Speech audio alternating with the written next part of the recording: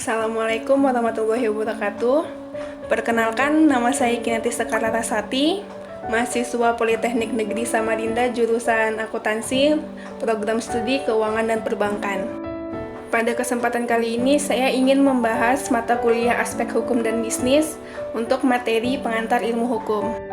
Yang dimana pada materi ini terdapat 8 subbab materi. Yang pertama, apakah itu hukum? Dari mana asal mula hukum? Yang ketiga, pembidangan hukum, sifat dan ciri-ciri hukum, tujuan hukum, sumber-sumber hukum, susunan badan peradilan di Indonesia, dan istilah-istilah yang digunakan dalam hukum. Yang pertama, apakah itu hukum? Kalian tahu nggak, secara sadar nggak sadar dalam sehari-hari itu kita selalu berhadapan dengan hukum. Contohnya waktu kita melakukan jual beli, sewa menyewa, atau bahkan saat kita menaiki kendaraan umum sekalipun, kita juga berhadapan dengan hukum. Nah, jadi bertanya-tanya, hukum itu apa sih? Seorang ahli dari Jerman yang bernama Immanuel Kant pernah menyatakan bahwa sama saja para sarjana mencari definisi tentang hukum. Di pernyataan itu dapat kita lihat bahwa sebenarnya untuk mendefinisikan hukum itu sangatlah sulit. Ada juga pendapat dari beberapa sarjana. Contohnya seperti Hugo de Groot, "Law is a rule of moral action obliging to that which is right," yang artinya hukum adalah suatu aturan tindakan moral yang tunduk kepada keadilan. Ada juga pendapat dari Leon de Witt, "Hukum ialah aturan tingkah laku para anggota masyarakat yang daya penggunaannya pada saat tertentu diindahkan oleh suatu masyarakat sebagai jaminan dari kepentingan bersama, dan yang jika dilanggar akan menimbulkan reaksi bersama terhadap orang yang melakukan pelanggaran itu." Nah, yang terakhir ada dari Profesor Sudiman. "Hukum adalah sesuatu yang berkenaan dengan manusia untuk memperoleh tata tertib berdasarkan keadilan." Dari definisi-definisi di atas dapat disimpulkan, hukum adalah sekumpulan aturan di mana di dalamnya terdapat perintah atau larangan untuk menciptakan ketertiban dan keadilan bagi masyarakat. Dari mana asal hukum? Jika kita lihat pada bagian asal mula hukum ini, hukum bermula dari kodrat manusia sebagai makhluk sosial yang pada akhirnya akan hidup bermasyarakat, yang dimana dalam kehidupan bermasyarakat itu akan timbul kepentingan-kepentingan pribadi, yang mana akan menimbulkan konflik-konflik kepentingan, yang mungkin akan menyebabkan perpecahan, yang akan mengganggu kelestarian hidup bersama, yang pada akhirnya akan menimbulkan norma atau kaidah yang akan diikuti oleh masyarakat. Nah, pada bagian ini akan terlihat pembagian norma-norma itu, mulai dari norma non-hukum maupun norma hukum, yang dimana norma non-hukum ini dibagi lagi menjadi 3, yaitu norma kepercayaan, norma kesusilaan, dan norma kesopanan, di mana norma kepercayaan dan norma kesusilaan mengatur tentang aspek kehidupan pribadi, dan norma kesopanan mengatur aspek tentang kehidupan antar pribadi, begitupun dengan norma hukum. Pembidangan ilmu hukum. Pembidangan ilmu hukum menurut isinya dapat dibagi menjadi 2, yaitu hukum publik dan hukum private. Hukum publik yaitu hukum yang mengatur hubungan antara negara dengan warga negara dengan menitik beratkan pada kepentingan umum. Nah, contohnya seperti hukum pidana, hukum pajak, dan hukum tata negara. Adapun hukum private yaitu hukum yang mengatur hubungan antara orang yang sah dengan orang yang lainnya dengan menitik beratkan kepada kepentingan perorangan. Contohnya seperti hukum perdata dan hukum dagang. Sifat dan ciri-ciri hukum. Bila kita lihat pada kaidah-kaidah hukum pada umumnya, terutama pada hukum pidana, itu sifat yang paling menonjol yaitu sifat memaksa. Hal itu karena adanya ancaman, baik berupa sanksi, denda, hukuman, penjara, ataupun yang lainnya. Selain itu, hukum juga mempunyai sifat mengatur. Hal ini terlihat dari hukum perdata yang kebanyakan merupakan hukum pelengkap, di mana undang-undang dapat dikesampingkan bila para pihak menghendaki peraturan lain yang diterangkan dalam suatu perjanjian. Hal ini wajar, karena hukum perdata mengatur hubungan antara orang satu dengan orang lainnya. Adapun ciri-ciri hukum, jika kita lihat dari sifat-sifat hukum di atas, maka dapat kita simpulkan bahwa ciri-ciri hukum yaitu adanya perintah dan larangan, di mana perintah dan larangan tersebut harus dipatuhi oleh semua orang. Tujuan hukum. Menurut Dr. Muhammad Subagio dan Selamat Supriyatna, tujuan hukum secara universal adalah untuk mewujudkan perdamaian, keadilan, kesejahteraan, dan kebahagiaan. Menurut pendapat sarjana ini, membuat kesan seolah-olah hukum itu hanya berada di belakang mengikuti perubahan. Berbeda dengan Profesor Mukhtar yang berpendapat bahwa hukum itu tidak hanya berada di belakang mengikuti perubahan, akan tetapi juga bisa berada di depan memimpin perubahan. Hal ini terlihat dari lenyapnya kebiasaan-kebiasaan tradisional, seperti pemanggalan kepala di Dayak dan sati di Bali. Sumber-sumber hukum. Dr. Andes Kansil menyatakan bahwa sumber hukum adalah sesuatu yang menimbulkan aturan-aturan yang kalau dilanggar akan mengakibatkan sanksi yang tegas dan nyata.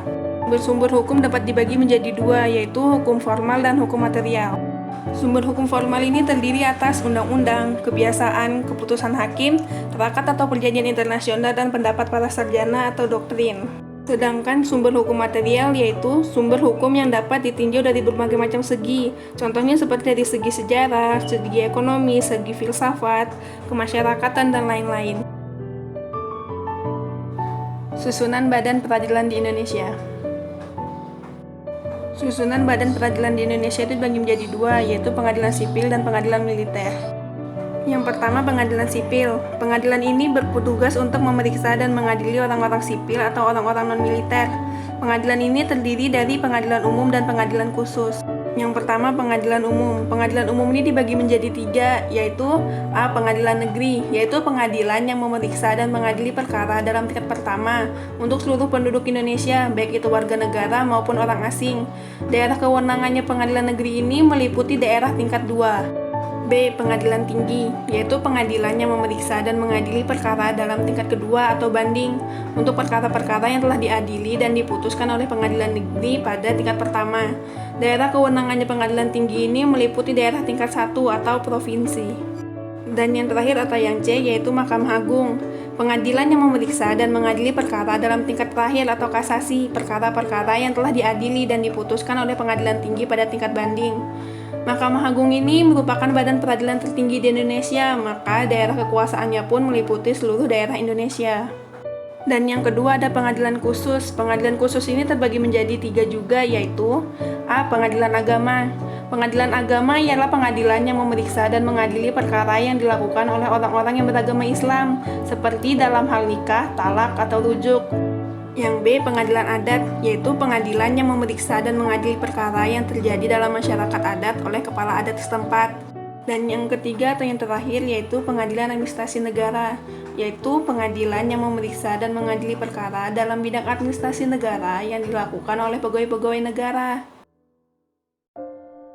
Yang kedua, pengadilan militer.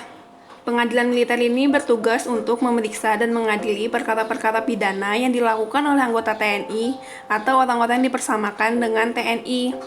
Menurut undang-undang, pengadilan ini dibagi menjadi tiga, yaitu 1. Pengadilan tentara, yaitu pengadilan yang memeriksa dan mengadili perkara-perkara pidana yang dilakukan oleh anggota TNI berpangkat kapten ke bawah dalam tingkat pertama.